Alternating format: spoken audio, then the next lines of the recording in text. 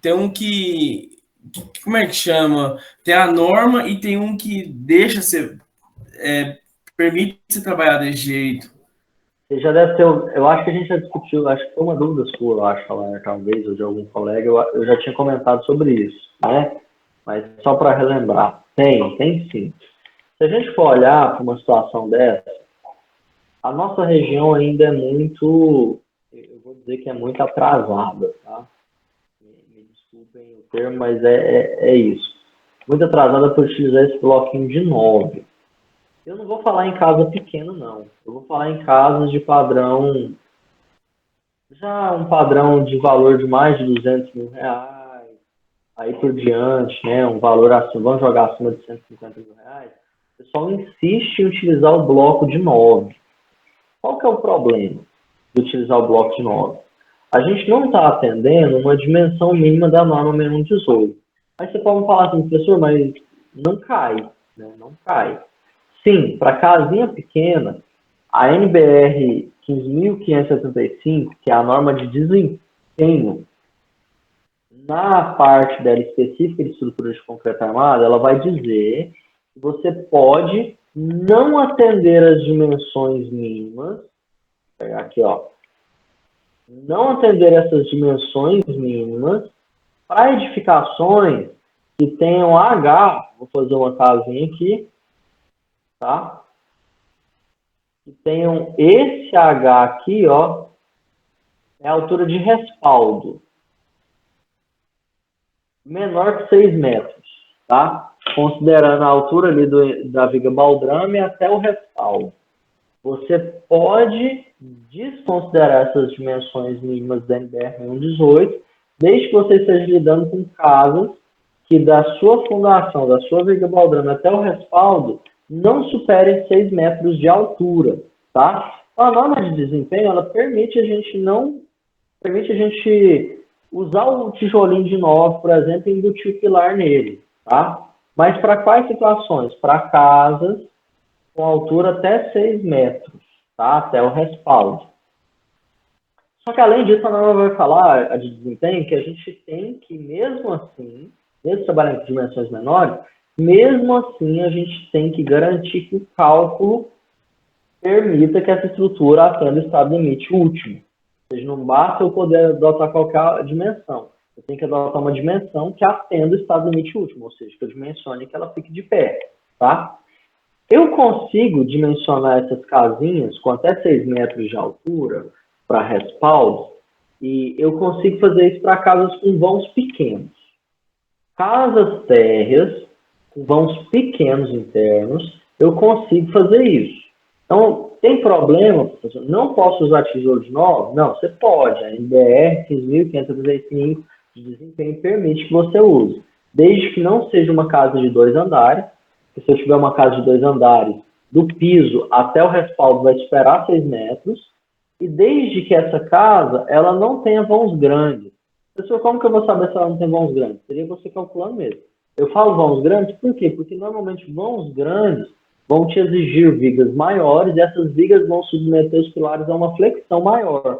E submetido a uma flexão maior, o pilarzinho de 9 não atende. Não atende, tá? Não atende. E aí, galera, não tem problema então você fazer casa térrea com vãos até 3,5 metros, 3,60 m de ambiente, com o bloquinho de 9 com o pilar embutido nele. Qual que é o problema? Quando você tem vãos maiores, você tem um sobrado, tá? Ou você tem um galpão, alguma coisa assim. Por que ela limita a altura? Porque aumentando muito a altura, o pilar ele passa a ficar mais sensível à flambagem, tá? Não é em vão que se estabelece esse limite. E aí, por que eu falo que a gente está um pouco atrasado em relação a isso? Porque eu vejo gente construindo casa de 400 mil reais com tijolo de 9. E assim, o cara que vai gastar uns 400, 500 mil reais numa casa, ele não vai fazer cômodo de 3,5 metros. Ou eu estou mentindo? Ou se você conseguir, você faria isso? Eu acho que não. Né? Eu acredito que não. Então, para essas situações, já vai se tornando inconveniente. Tá? Além disso, o Alair perguntou sobre tubulações embutidas e a gente tem um limite de tubulação embutida. Nesse tipo de largura, você não consegue embutir tubulação nenhuma, quase. Você pode embutir só a tubulação de 25 milímetros, que é a tubulação de água fria. Então você tem um inconveniente aí também, tá? E aí, vamos fazer uma conta racional, galera. O Igor tá aí. Eu acho que tá, não tá? Agora eu tô. Igor, me responde isso aí, cara. Você sabe isso aí lá. Quanto que tá um milheiro de tijolo de 9 centímetros de largura? Se eu não me engano, tá 1,10 cada tijolo, 1.100. Tá 1.100 ou 1.200, alguma coisa assim. 1.100, não, tá caro, hein, cara. De 9 deve estar uns 600, não? Não, preço normal, preço normal. Eu tô falando aquele normal, Aqui tá 850 de 6 furos. 850 de 6 furos, 6 furos. Eu sei que vocês vendem lá também o de 8, né, Igor? Pode ser esse que você tá falando. É o normal, porque tipo assim, aqui a gente tem 3 preços, né? Tipo, o preço normal porque todo mundo compra picado, à vista e o bem feito, né? Mas Do amigo. R$ 1.000, Pois é, veja bem. O Alair falou de 850, você consegue até encontrar, se você falar até direto para cerâmica, uns 600, 700 reais esse tijolinho normal. Mas vamos jogar o preço do Alair de 850. Preço de loja, né? 850, 900, próximo aí que o Igor falou. Quanto que vocês acham que é um tijolo de 12 centímetros de largura? Vocês têm ideia? Faz ideia? Eu vou falar que eu cotei esse tempo atrás, eu utilizei na minha construção de 14 e um pouco de 12, 11,5. Né? Eu comprei lá na cerâmica de Buriti e o de 14 ele tá 1.300 ou 1.500. E o de 12 ele tá em torno de, eu acho que é 1.300. Acho que é o 1.350 e o outro 1.500 de 14. Veja bem, então, a gente está jogando aí um aumento de preço de uns 500 a 400 reais do de 9 para o de 12, certo? 3 centímetros a mais de espessura. Só que aí tem um benefício desse de Buriti que ele é mais alto, ele é equivalente àquele de 8 furos, né? Ele tem 19 de altura. Então vamos jogar aí que ele tenha um aumento de 40%, certo? Uma casa, vamos pegar uma casa aí de um padrão, um padrão desses de 400 a 500 mil reais que eu citei. Uma casa dessa, ela vai gastar aí em torno de uns 10 a 13 mil tijolos. 10 a 13, 14 milheiros, tá? Se ele considerar, então, que ele vai trabalhar com o bloco de 12, não de 9, ele vai gastar em torno de 10 a 12, vou jogar 10 a 13, 14, vou jogar 12. Multiplica aí para mim 12 por 400. Vai dar 4.800. É isso, né? 4.800.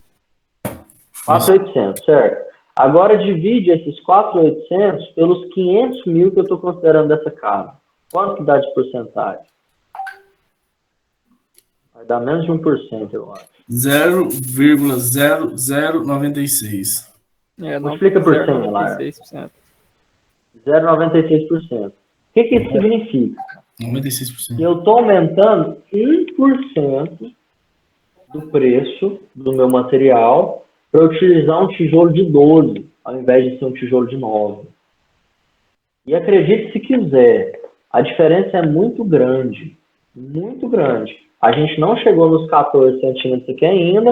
Eu estou considerando que é só uma casa térrea e que essa casa térrea ainda permite, pela norma 15.575, que eu trabalhe com menor que 14. Mas vocês não... Talvez alguns façam ideia. A diferença de uma casa construída com tijolo de 9 para uma casa construída com tijolo de 12. Gente, é uma diferença muito grande. Muito grande. Em que sentido? Ela tem menos chance de rachar, de ter trincas, de deformação, que toda casa tem. Porque o tijolo ele vai ter uma rigidez maior da parede.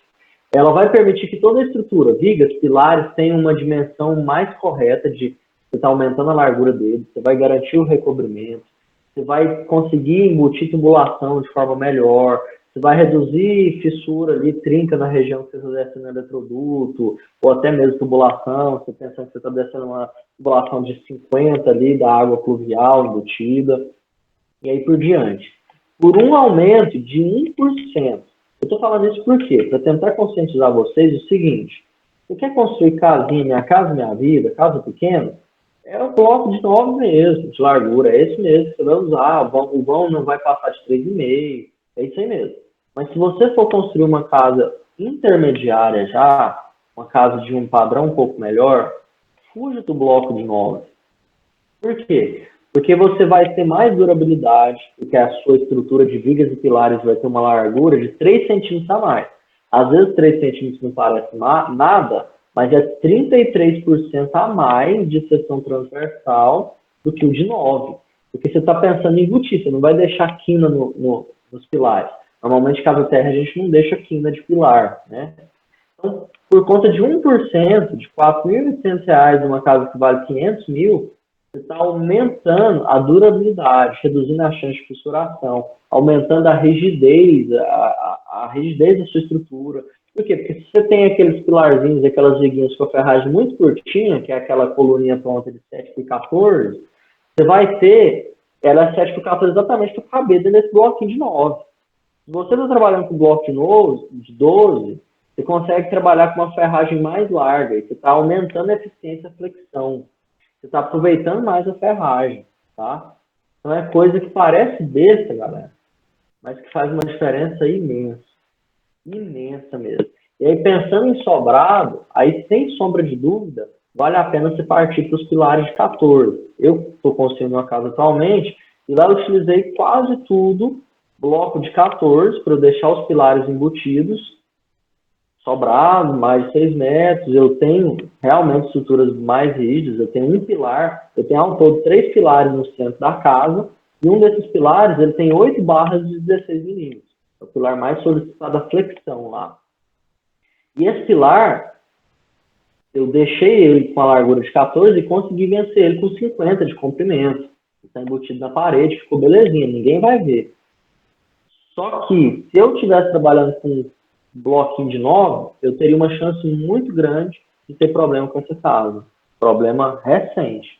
Construir logo ela começar a rachar, ter deformação excessiva, ter problema da estrutura e aí por diante, tá? Além de ter que colocar as tubulações para fora, não conseguir embutir e aí por diante, tá? E eu utilizei o bloco de 12 também nas regiões que eu não tinha estrutura de viga e pilar. Então eu tenho região lá de parede sobre laje que eu não tenho viga nem pilar passando por essa parede. Eu coloquei o bloco de 12 e ficou uma maravilha, tá? Assim, pelo menos eu espero que fique uma maravilha. Eu estou falando isso porque são dicas que, acredite, o seu cliente não sabe disso. Ele vai comprar o tijolo baiano mesmo, entendeu? Aquele de 6 furos, com 9 de largura. No muito ele vai comprar o de 8, que é mais alto, 19, rende mais de serviço, né? Mas ele não vai saber que tem bloco de 12, bloco de 14, qual que é a finalidade disso. E você tem responsabilidade de... Você pode trazer uma eficiência melhor, um desempenho melhor para a sua construção. Só usando um bloco melhor. Claro que aqui eu estou falando nos casos específicos de casa, não estou falando de prédio, porque aí lá mesmo os pilares vão ser maiores mesmo, não vai ficar embutido. Porque a gente vai em prédio, em apartamento, tem aqueles pilares e vigas com dente, né? Aí tem as dimensões maiores. Estou falando de casa terra, sobrado, coisa do dia a dia, coisa que a gente mais vai fazer projeto. Deu para clarear? Deu para entender? Faz sentido? Sim. Igor, vocês vendem lá bloco, tijolinho diferente do de 9? Eu acho que não, né? Só o de 9 mesmo. Os outros não vendem, não adianta. Professor, eu tenho umas dúvidas. É verdade, o que é verdade. Primeiro, sobre a sua casa, ela é 2 andares. Isso, 2 andares. Você falou que colocou bloco de 14 de concreto na maioria da casa, certo? Foi cerâmico, não foi de concreto, não. Foi de cerâmica de 14. Exato, tá. exatamente. Eu ia perguntar se fosse de concreto, por que você não fez de alvenaria estrutural? Isso. Ah, No meu caso lá, Igor, eu adotei ele de cerâmico mesmo, porque eu queria só vedar mesmo. A dificuldade da alvenaria estrutural é porque você não consegue, assim, a alvenaria estrutural é muito eficiente para quando você tem, assim, módulos com vãos normais. Então, por exemplo, você pega lá em frente o Jarina Park, lá os predinhos, está construindo um monte de casinha de alvenaria estrutural. Por que lá é legal? Você tem vãos pequenos, apoia a laje direto ali, a alvenaria estrutural é muito eficiente para essas condições. Mas quando você tem vãos mais não uniformes, por exemplo, eu fiz lá na minha casa, a sala e a cozinha, tudo integrado. E é um vão bem grande, a cozinha é bem grande, mesmo o lote e a casa sendo pequeno, eu deixei a parte de baixo só com 3 paredes. 2 dividindo, separando, fechando o escritório, e uma fechando um banheiro que eu deixei lá. O resto ficou tudo aberto. Para eu vencer esses vãos, a alvenaria estrutural não é eficiente. Porque é bom a gente usar a alvenaria estrutural quando eu quero eliminar a estrutura de concreto armado. Aí eu vou usar só a alvenaria estrutural mesmo, para valer a pena, porque a alvenaria estrutural é um pouco mais cara. Ela é mais econômica porque eu elimino viga e pilar, eu deixo tudo na alvenaria. Aí nesse caso eu não usei, mas aí eu usei esse bloco cerâmico de vedação, bloco cerâmico de vedação, de 14. ah, não, beleza. Ah, e outra pergunta, mas essa já é a parte mais na prática, né?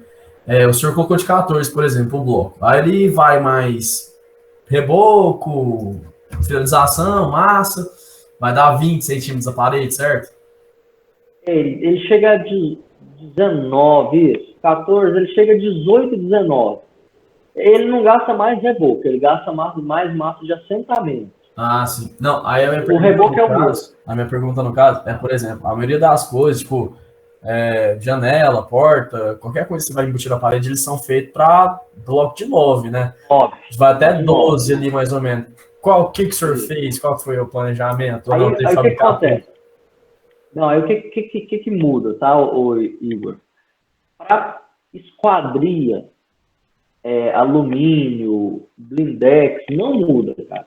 Porque o que você vai mudar nessas esquadrias? Basicamente, você vai mudar a largura do peitoril. Vitoril. Isso. Você só vai mudar a pedra. Para ele, só muda a pedra. Eu tenho impacto na onde? No portal. O portal eu tenho impacto. Eu vou ter um portal um pouco mais caro, porque ele vai ser mais largo. O que eu tive de cuidado lá, Igor? O único cômodo que eu tive cuidado do quê? De tentar colocar nos lugares, nas paredes que eu tinha portas, o bloco, o tijolo de 12, para ele não ficar um portal tão largo. Eu tive esse cuidado em que sentido? Por exemplo, na parte de baixo, o único lugar que tinha portal é no escritório. No escritório e no banheiro. Nesses 2 lugares, eu deixei o tijolo de 12. E aí, o que eu fiz? No caso do escritório, tinha uma viga, eu deixei ela com a quina mesmo, a viga ficou de 14, só que eu vou forrar e vou esconder aquilo. Não vai aparecer. E aí, o portal vai ficar de 12. O que vai mudar é que o meu portal fica mais caro.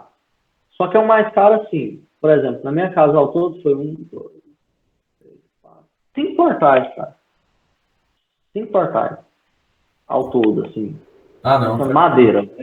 O resto é alumínio. No caso de alumínio, blindex não muda. Porque a janela ela vai ser embutida no vão mesmo. Vai mudar só a pedra. Então, assim, o impacto é pequeno, cara. Vale a pena. Vale a pena. O impacto é pequeno. Claro, igual eu falei, você vai construir casinha pequena, Minha Casa Minha Vida, casa de 50, 70, 80 metros quadrados, 100 metros quadrados, bonzinho pequeno, não. Tijolo de 9 mesmo. Assim, eu vejo muito, Igor, cara que vai construir casa de 500, eu vi uma situação aí de um cara que vai vender uma casa de 1 milhão, e o cara usou bloco de 9 e coluninha pronta, cara. Aí você me arrebenta, entendeu? Ele está pedindo para o trem dar problema futuramente. Vai dar pau, entendeu?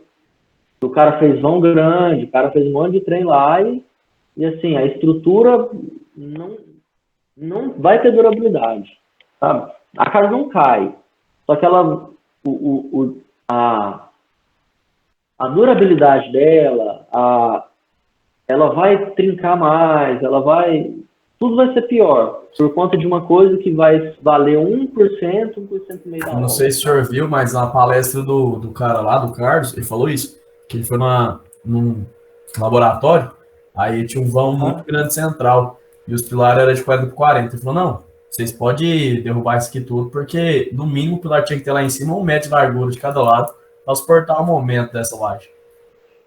Porque, no caso daquela laje, qual que era o problema? Era flexão. Os pilares eles não estavam submetidos à compressão. O esforço principal era a flexão de fazer isso aqui, ó. Isso aqui, ó. Então, você não precisava... O quadrado ele não tem serventia. Você precisa de um comprimento aqui maior. É o mesmo caso de galpão. Galpão é menos ainda porque o pessoal não costuma fazer laje. Tá? No caso de lá era uma laje compridona. No caso de galpão, qual que é o problema? Você tem ele alto, o pilar é alto, tá? O comprimento de flambagem é alto, e aí você tem que deixar ele com dente. Né? Normalmente você tenta deixar isso. Só que é simples, cara. Como que você resolve isso? É só você olhar uma régua, sabe? Pega a régua e compara. Você tenta entortar ela da largura mais fina, ela entorta tudo. Vira ela, é a mesma área, é o mesmo material, é a mesma transversal. Vira ela na outra direção e tenta entortar ela. Não importa. É uma coisa à toa, né? Parece besta, né? Mas a galera erra muito nisso aí. Muito mesmo. E assim, são dicas que vocês, assim, não vão nem só utilizar para vocês, mas eu recomendo vocês conscientizarem clientes. Eu, no tempo que eu estava atuando mais intensamente em projetos, toda vez que o cliente fechava com a gente ia desenvolver, eu gastava um tempo para explicar para o cara a importância de fazer sondagem, explicar para o cara a importância de utilizar um bloco de 12 ou de 14 centímetros, explicar a importância realmente de fazer uma estrutura bem feita. Porque acabamento, o povo chega no acabamento e quer gastar mesmo, né? Assim, é o que aparece. Mas você imagina o cara colocar uma peça de 1,20 m por 1,20 m de revestimento de porcelanato e essa peça rachar porque a parede está rachando. Assim, tanto que é absurdo isso, né? A estrutura continua sendo um valor ainda pequeno em relação ao valor da obra. Deu para entender, galera? Não sei se alguém ia perguntar mais alguma coisa. Rapaz, mas sério, escolhi a aula certa para entrar hoje, era justamente o que eu tava com dúvida. Era essa a dúvida, Yuri? Não, então Nem bom. precisei falar nada, cara. Você é fera demais mesmo. É precisar perguntar depois, não. É. Deu para clarear, galera? Pode falar, Yuri. Se tiver dúvida, pode falar. Não, era justamente para esse negócio aí das casinhas, minha casa, minha dívida aí, dos pilar. Porque, sei lá, cara, se fizer pilar de 9, mesmo com a dobra de 7, o cobrimento vai ficar 0. Vai ficar um de cada lado. Né? É. Um de cada lado. Isso aí, o risco de sair, da ferragem ficar exposta é demais. E eu tô querendo fazer essa mais pro final do ano. Aí eu acho que eu vou adotar com o bloco de 9 mesmo, mas só que com ela de 12. Obedecendo os 360. Você consegue obedecer, Yuri? Porque você pode jogar ela... Só que o pilar, casinha mais simples, não compensa você deixar dente. Não compensa. Se o vão for pequeno, não cai, cara. Você pode calcular à mão. É um exercício que eu recomendo vocês fazer. O primeiro cálculo que eu fiz de casa, eu peguei uma casa popular e calculei à mão. À mão, assim, eu montei planilhas automatizadas minhas.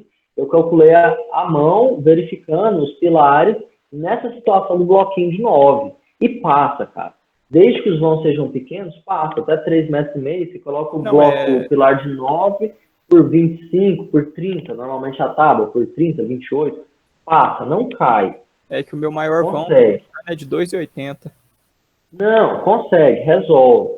O dilema é porque o cobrimento realmente vai ficar pouco, só que esse tipo de casa, elas têm solicitações muito baixas, as cargas atuantes são pequenas. Por isso que você não vê esse tipo de casa caindo mesmo.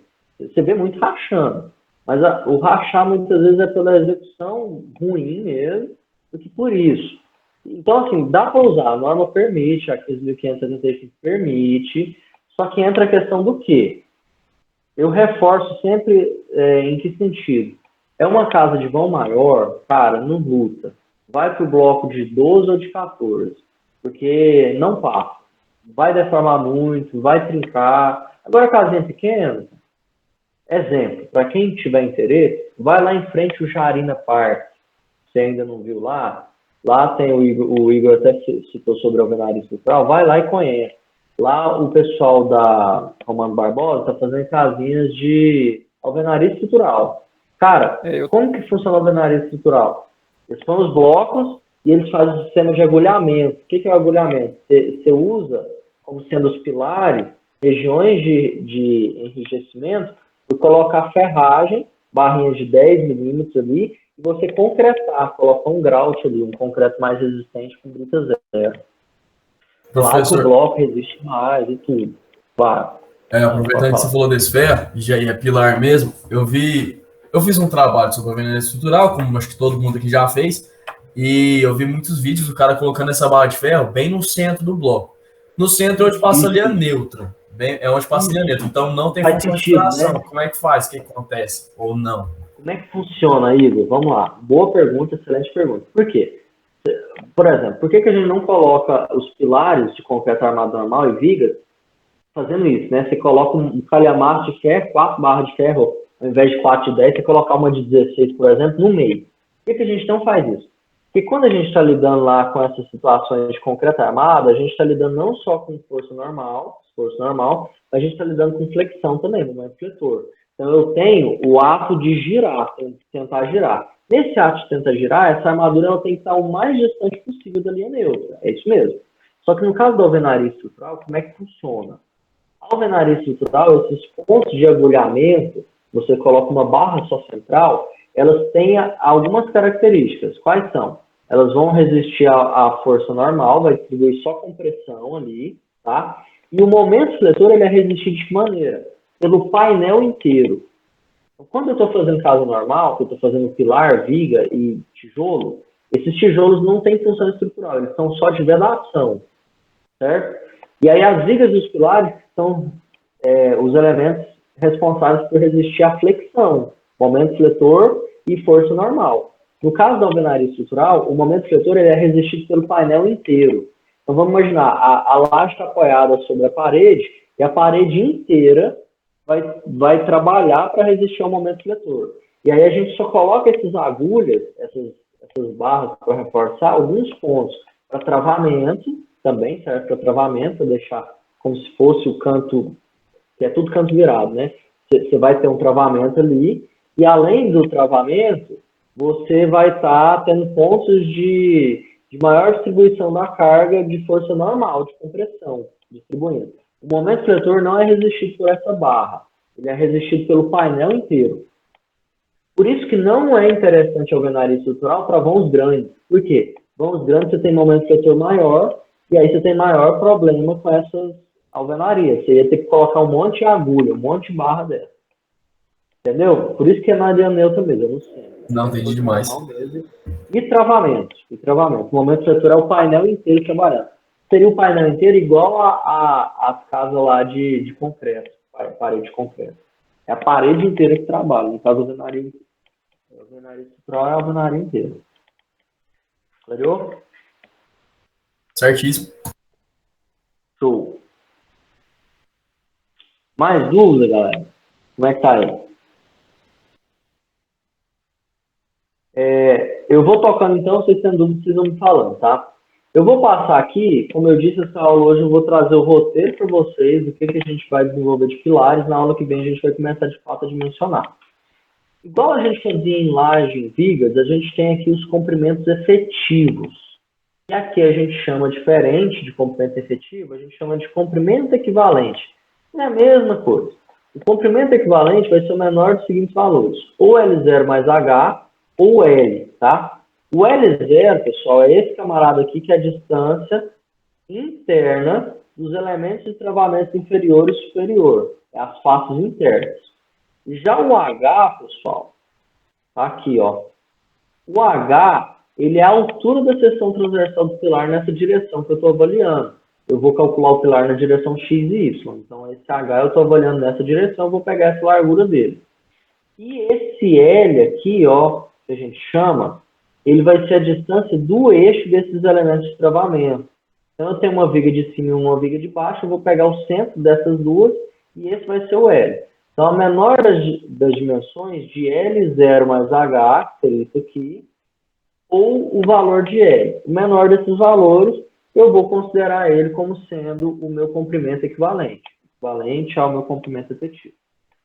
Isso se eu tiver situação de apoio-apoio ou apoio-engaste ou engaste-engaste. Se porventura eu tiver uma situação de pilar engaste livre, ou seja, eu tenho o pilar engastado e o topo livre, aí eu vou considerar esse comprimento efetivo como 2 vezes o L, tá? 2 vezes o L. A gente vai ver isso com detalhes depois. Então tá aqui, ó, pessoal. É importante entender o seguinte, tá? A gente tem um comprimento equivalente para a estrutura da seguinte maneira, tá? Normalmente, a gente vai trabalhar com esse comprimento, vejam o seguinte, a gente vai avaliar comprimento por comprimento, tá? Por quê? Porque eu estou considerando, nas situações em que a gente tiver isso, eu tenho em todo o pavimento, eu vou ter o travamento de vigas e laje, tá? Ou não necessariamente nem laje, eu vou ter o travamento de vigas nas duas direções. Quando eu tenho essa situação, então, eu consigo dimensionar esse pilar de maneira isolada, tá? Então, eu pego esse pilar, dimensiono ele separado. Eu não vou... No final das contas, esse pilar é um pilar único, tá? Esse aqui é um pilar único. Mas como eu tenho a divisão por pavimentos de travamento, tá vendo? Nessas posições eu tenho momento fletor igual a zero, eu tenho deformação igual a... Não momento fletor, eu tenho deformação igual a zero. Então, para essas situações, eu consigo dimensionar esse pilar nesse comprimento sozinho, tá? E aqui ele vai explicar o seguinte, que para a situação em que eu tenho engaste aqui e apoio, eu vou ter uma deformação menor, tá? E o comprimento efetivo dela vai ficar sendo 2/3 do comprimento L1, tá? Seria esse L1 aqui normal, que seria o comprimento normal. Os outros que é apoio a apoio, a gente vai ter ele como sendo o mesmo valor de L, equivalente a L, tá?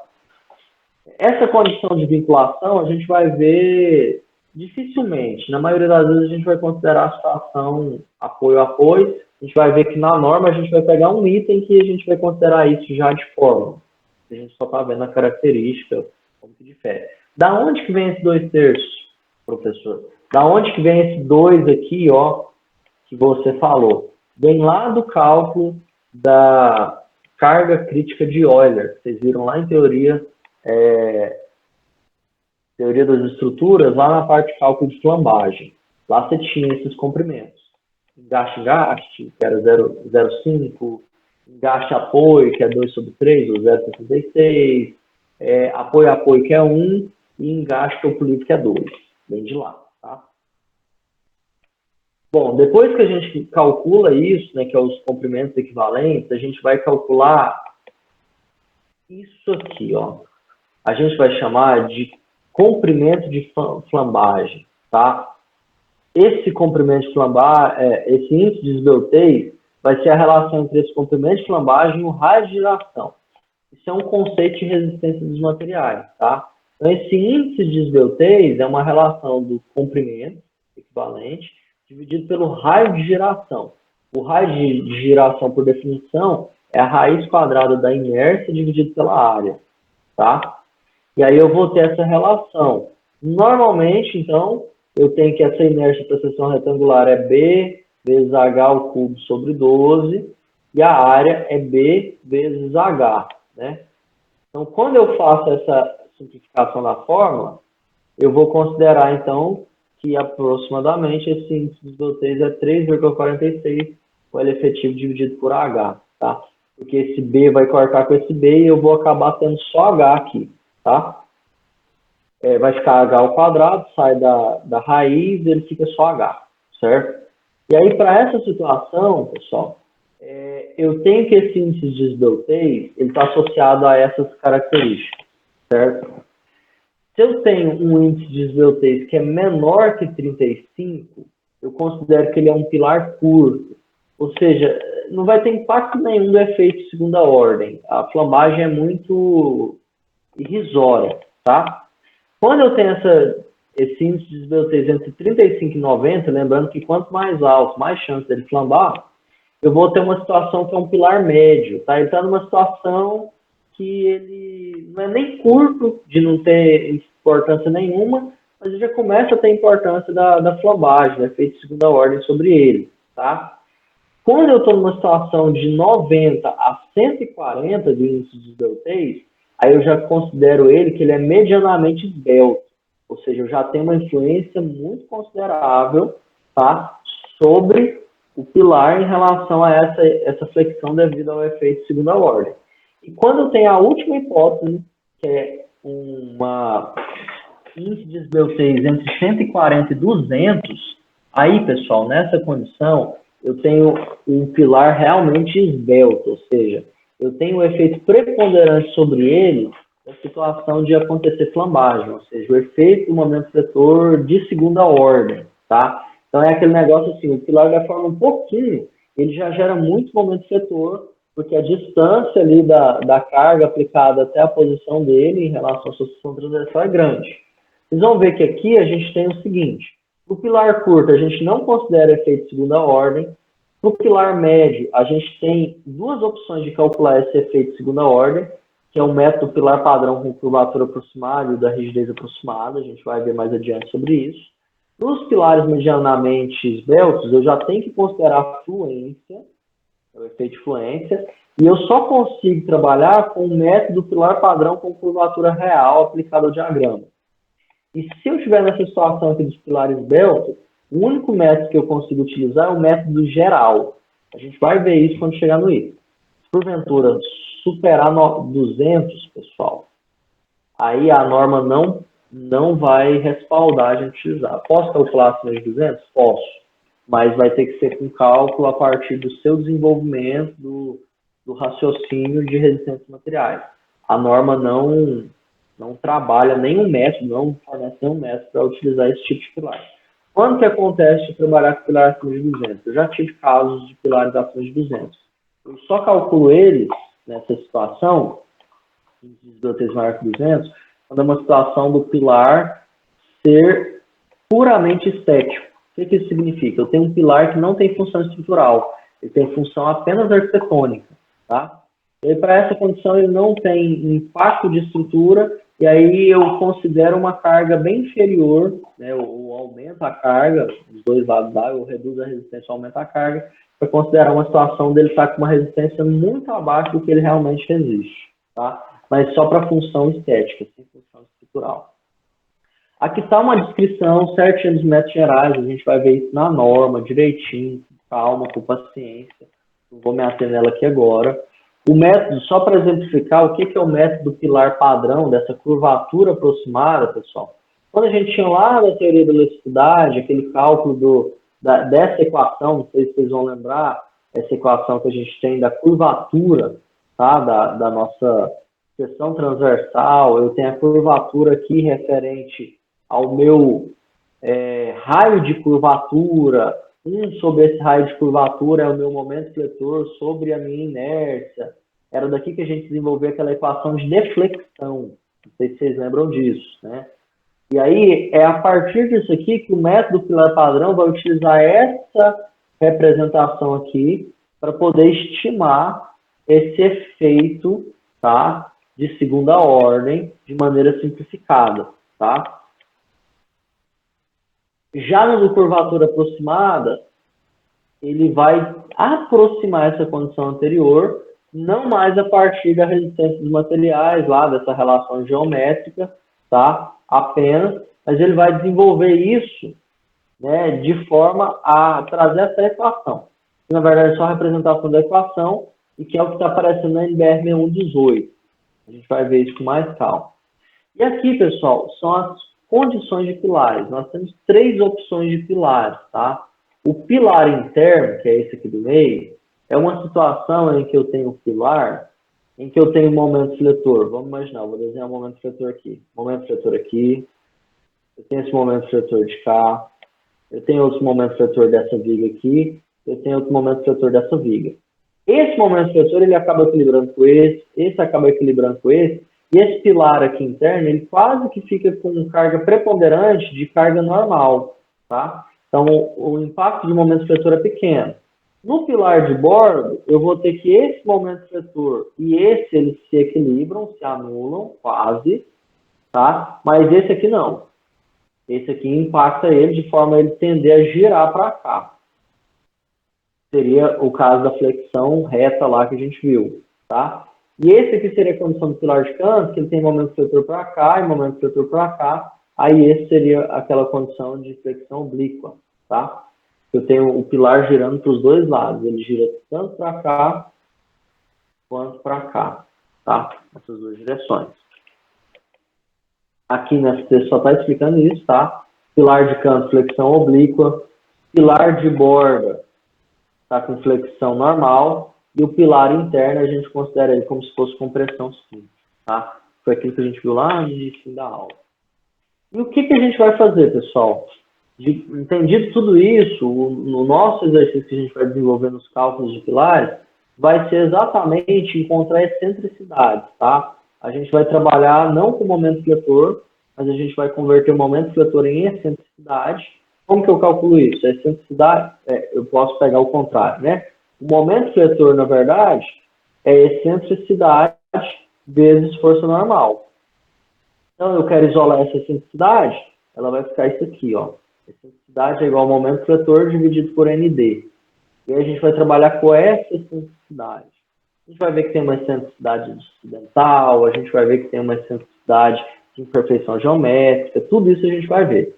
Nesse caso aqui, é excentricidade acidental. A gente vai ver que toda a situação nossa de pilares, a gente tem que considerar algumas imperfeições locais, tá? Então, a gente vai considerar essas condições de uma excentricidade acidental, um momento fletor acidental que pode surgir na estrutura. E, além disso, tá? Dentro dessa excentricidade acidental, a gente vai ver que a gente tem algumas opções de desaprumo e de retilineidade. A gente vai focar na de retilineidade, de desaprumo a gente não vai considerar ele diretamente.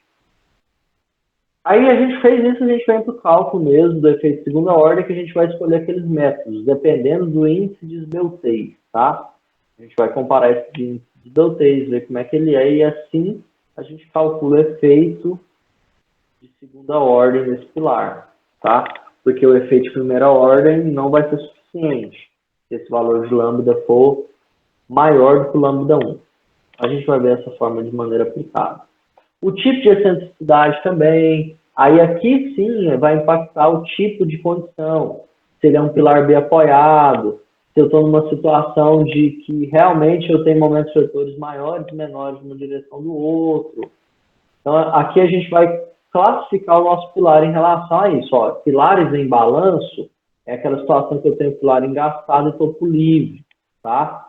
Pilares em balanço ou bem apoiados com momentos menores que o momento mínimo. Eu vou considerar essa configuração de alfa B igual a 1. Não se preocupe, a gente vai fazer isso na prática, resolvendo e eu mostrando os itens da norma para vocês. Aqui é só para trazer. E a gente tem uma situação de que se o meu índice de esbeltez for maior que 90, eu tenho que considerar uma excentricidade de fluência. O que é isso? A fluência também, ela gera uma excentricidade. Lembrando, a fluência é aquela deformação lenta no decorrer do tempo em qualquer elemento estrutural. O pilar está submetido à flexão, ele vai sofrer de fluência, só que quando esse índice de esbeltez é menor que 90, ele quase não tem impacto. Mas quando é maior que 90, aí a gente já tem que trabalhar com essa excentricidade de fluência. A gente calcula ela, é por essa equação que a gente consegue encontrar. Essa parte aqui a gente não vai se ater muito, porque não sei se vocês vão lembrar, lá daquele vídeo de vigas, lá que a gente fazia aquele cálculo, a gente calculava esse coeficiente para conseguir encontrar essa situação, né, de um momento fletor compatibilizado. Né? A gente não vai calcular por isso, a gente vai encontrar esse momento fletor a partir do pórtico lá que a gente roda no F2. Então a gente não vai fazer aquela simplificação que eu tinha mostrado e demonstrado no vídeo, tá? Aí, por fim, então, pessoal, a gente vai ter, esse caso aqui é o método da curvatura aproximada, a gente tem um momento fletor de primeira ordem, e essa parte aqui, no caso do momento curvatura, é o momento fletor de segunda ordem, M2D. Tá? Vai ver com calma também. Fizemos todos esses cálculos, a gente vai comparar o momento fletor com o momento fletor mínimo. Tá? A norma vai exigir que a gente atenda essa equação de momento fletor mínimo, que é um momento fletor para garantir que a gente considere os efeitos da imperfeição local nos pilares. Tá? Então, a gente vai ter essa situação de prever. Porque o camarada, né, mesmo sendo um pilar intermediário, um pilar interno, ele pode ter situações de momento fletor que vai gerar flexão, tá? Mesmo que seja uma condição mínima. Pela posição do pilar, pelo desaprumo, por todas essas situações. Então, a gente tem que atender esse valor mínimo. Fizemos tudo isso, aí a gente vai calcular a área de aço por ábacos, tá? Por ábacos. A gente vai ver que a gente vai calcular com coeficientes adimensionais. Isso aqui a gente vai entrar para a parte de cálculo, tá? Só que para você entender, como a linha neutra dos pilares ela não está mais reta, ela tem uma inclinação, a gente vai ter que trabalhar isso de forma interativa. Como que resolve isso? Os ábacos fazem esse processo interativo. A gente só tem que considerar uma configuração. Por exemplo, eu vou falar que o meu pilar tem uma combinação de 4 barrinhas. Aí, para essas 4 barrinhas, eu vou jogar essas barras, o diâmetro delas, e vou verificar se ela passa. Não passou? Eu adiciono uma aqui no meio. Não passou? Eu adiciono uma aqui. E aí a gente vai verificando. O processo de cálculo de pilares é iterativo. Eu coloco um arranjo e verifico se esse arranjo atende ao momento fletor e a força normal que a gente calculou. Tá? Isso vai ser o exemplo que a gente... logo a gente vai fazer o exemplo na aula que vem. Essa parte aqui é de detalhamento, não vou entrar com vocês agora, mas é sobre a disposição, armadura mínima e máxima, área, seção transversal, taxa de armadura, espaçamento, o espaçamento do estribo, tá? Agora, avaliando o estribo, a gente vai considerar só verificações, a gente não vai calcular propriamente dito, tá? E a proteção de flambagem, que a gente chama de armadura complementar, que talvez você já viu em obra, que é uma armadura assim. Ó. Essa armadura a gente vai ver na parte de detalhamento mesmo, que é só uma introdução, tá? É porque essas armaduras aqui, ó, elas não estão protegidas à flambagem local. Essa barrinha ela pode deslocar para fora. Essas que estão no canto não tem jeito, elas estão impedidas. Mas quanto mais se distancia desses vértices do estribo, tem chance disso acontecer. E é quando a gente lança a mão dessa armadura complementar, tá? Ela é uma armadura de proteção à flambagem. Essa daqui, tá vendo? A gente tem uma verificação, a gente vai ver isso nessa parte de detalhamento. A ancoragem por trespasse, a gente também vai ver na parte de detalhamento como que calcula ele, o LB mínimo, o LB necessário. E aqui só para resumir, tá, pessoal? Como que é o procedimento? A primeira coisa que a gente vai fazer para pilares, obter esforço solicitante, vem lá naquele porte que a gente calculou. E aí a gente vai ter as dimensões pré-dimensionadas, né? A gente vai partir de dimensões. Fiz isso, eu vou obter o índice de esbeltez, depois eu vou verificar o momento fletor mínimo, vou verificar a esbeltez limite para saber se eu preciso de calcular o efeito de segunda ordem. Precisando, eu vou calcular esse efeito de segunda ordem. Depois disso, eu vou calcular a área de aço. E por fim, a gente vai trabalhar a parte de ancoragem, né? Detalhamento. Então aqui é detalhamento. E daqui para cima é dimensionamento. Tá. Parte de detalhamento e dimensionamento. Esse vai ser o roteiro de cálculo que a gente vai seguir. Esse vai ser um exemplo que a gente vai fazer amanhã, tá? Deu para entender? Sei que algumas coisas você não vai entender mesmo hoje. Passei de forma mais introdutória. Amanhã a gente vai aplicando, vou mostrando a norma, a gente vai começar a resolver exercício. Vai fazer essa semana. Semana que vem a gente vai desenvolver essa parte pilar, tá? Aqui a gente não tem muita equação para desenvolver. A gente vai pegar as equações já da norma e vai aplicar elas. Beleza? Dúvidas?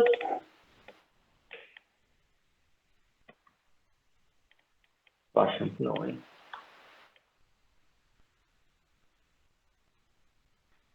Galera, se não tem dúvida, era isso que eu tinha para hoje. Amanhã a gente continua a aula e vai resolver já exercício. Só tem uma norma, a 6118 em mãos, a gente vai usar bastante ela, tá? Em mãos assim, pode ser digital, tá? Não precisa ser física, não. Valeu? Boa noite, professor. Agora, você falou aí que Valeu. as aulas de Pilar vai prosseguir por mais 2 semanas? Possivelmente. Mais do que 2 semanas. 3, capaz.